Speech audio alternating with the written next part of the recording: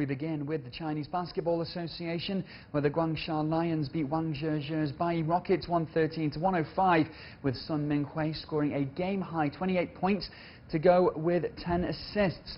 Bayi start well. Tian Yixiang's three-pointer gives them a 10-0 lead.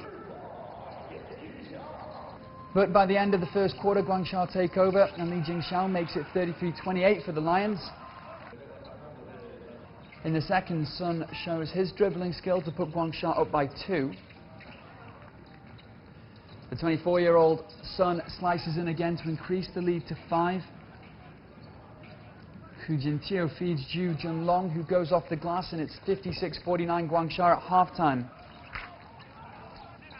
Su Ruoyu passes back to Hu, who knocks down a 3 as part of his 26 points on the night. Sun gives it to Li in the lane, and he makes it 85-69 for Guangsha. About 4 minutes into the fourth quarter, Arslan Suleiman drains a deep 3 and gets Bayi within 8. But Guangsha is simply too well organised as Sun sets up Hu for a dunk, and the Lions lead by 11. They go on to win 113-105 and now have 9 wins and 2 losses since the resumption.